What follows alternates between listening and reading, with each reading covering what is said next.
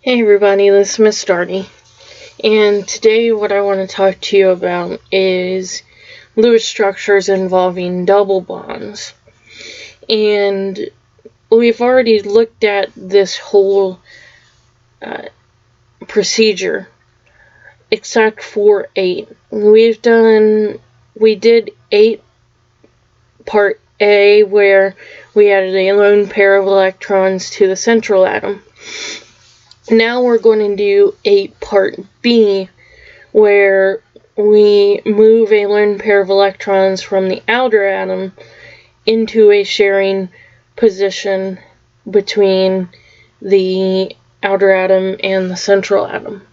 And what that means is that we are going to form a double bond.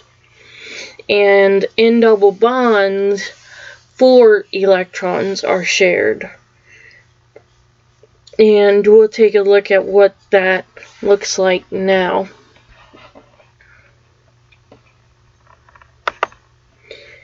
So, just a reminder, you can get the number of valence electrons from the periodic table, and it goes 1 through 8 on the outer parts of the periodic table.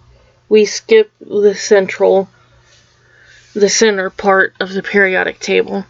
So hydrogen's group has 1 valence electron, beryllium's group has 2, boron's group has 3 valence electrons, carbon's group has 4, nitrogen's group has 5 valence electrons, oxygen group has 6 valence electrons, fluorine's group has 7 valence electrons, and then the last group, the noble gases, have 8 valence electrons. So, let's look at 3 examples of double bonding. And the way you determine if you have a double bond is when you get to the end of your mass and you hit 0 valence electrons. Now, in the previous video, I wanted you to check to see if all central and outer atoms have 8 valence electrons, and they ended up having 8 valence electrons. In these, once you hit 0 and you inspect your molecule, you're going to see that the central atom does not have 8 valence electrons. It has 8 less than 8 valence electrons. So we need to form double bonds. So let's look at CO2. We have element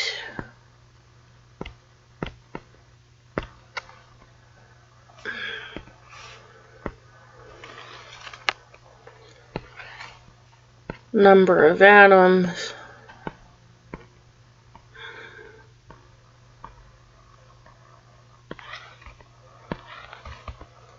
valence electrons,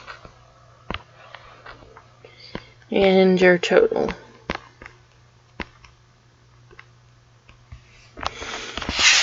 Okay, so we've got carbon and oxygen.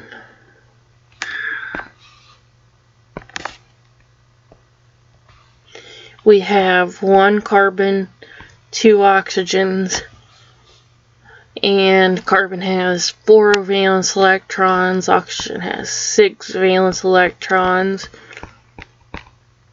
and 1 times 4 is 4, 2 times 6 is 12, and we get 16.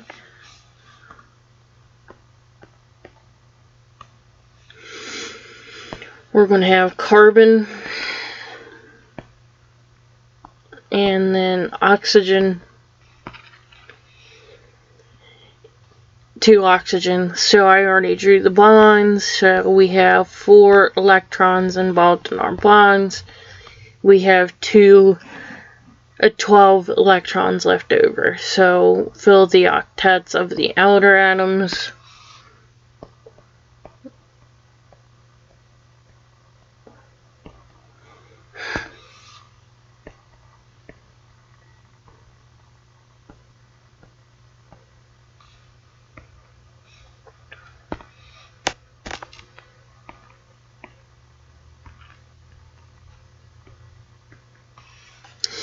and we have used up all 12 electrons.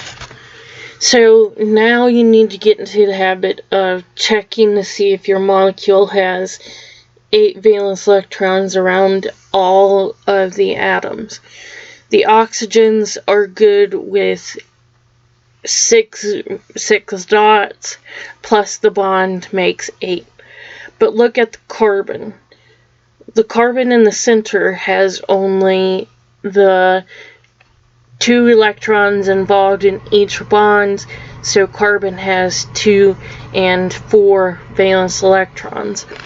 So what we need to do is we erase a pair of dots from the outer atom and then form another line in between that atom and the central atom.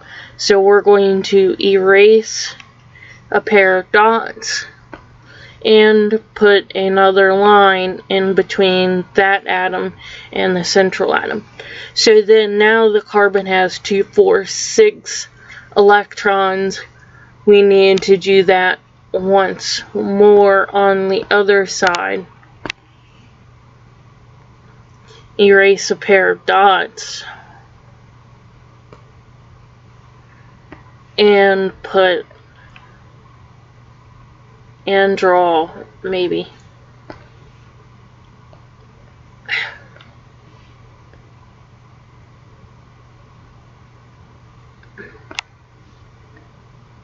And draw another line in between the carbon and the oxygen.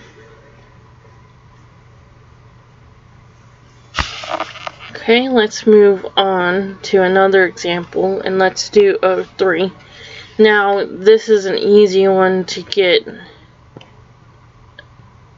the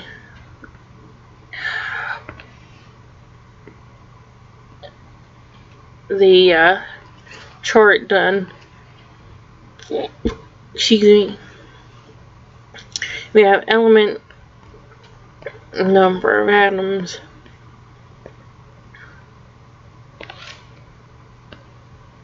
and valence electrons, and your total. We only have one element, which is oxygen. We have 3 atoms. Valence electrons is 6, so 3 times 6 is 18.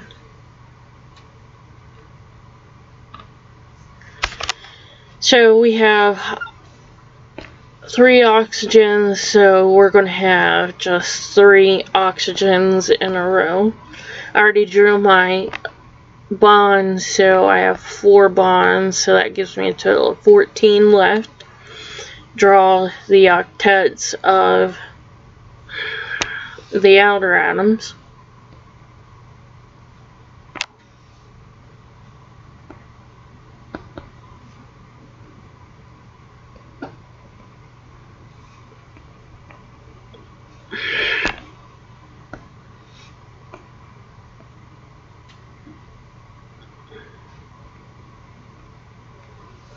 And we have used 12 valence electrons. We have 2 left over. So those extra 2, like we saw in the previous video, are going to go on the central atom.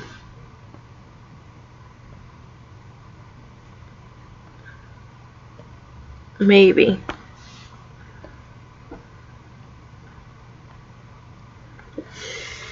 So we subtract our 2 and hit 0.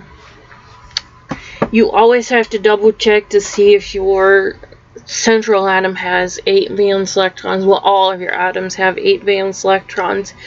So the outer 2 O's has 6 dots plus the bond makes 8 valence electrons. So the outer O's are fine.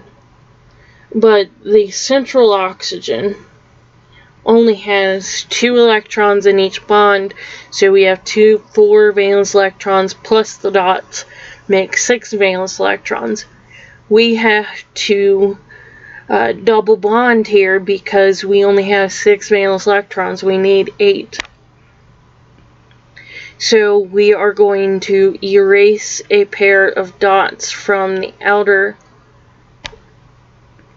atom and form another line in between the central atom and the outer atom. And then now that oxygen in the center, we have 2, 4, 6, 8 electrons. The 4 electrons involved in the double bonds, the 2 dots, and the 2 electrons involved in the single bonds. Okay. The last example, and that is one of an ion. So we have element, number of atoms, valence electrons, and your total. We have nitrogen and oxygen. We have 1 nitrogen, 3 oxygens. Nitrogen valence electrons is 5, oxygen is 6. So we've got 1 times 5 is 5, 3 times 6 is 18. We get 23. But we have to account for that charge. And that -1 charge means that we have gained 1 electron, so we are going to add 1 electron to get 24. So we've got nitrogen,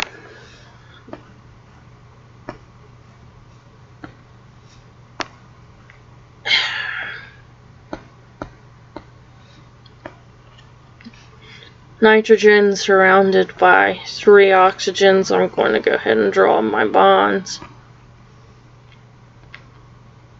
And we use 2, 4, 6 electrons in our bonds.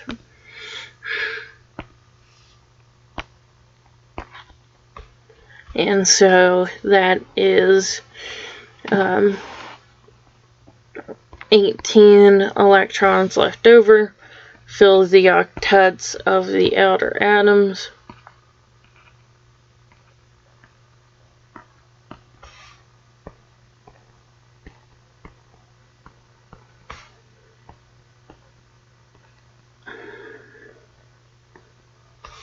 And so that makes 18 electrons that we've used. And we hit 0. We can't put dots on the central atom because we hit 0. We don't have electrons to use. So what we have to do is double bond on one of these. Now it doesn't matter which one you pull from. I'll pull from the one on the left. So we are going to erase a pair of dots and form another bond in between the nitrogen and the oxygen.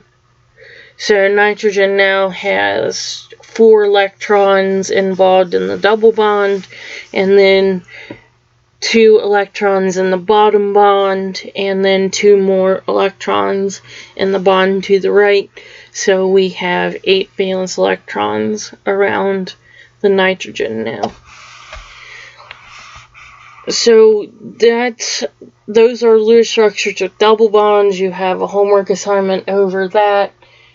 And in the next video we'll do a mixed review where you have both single and double bonds problems intermixed with each other.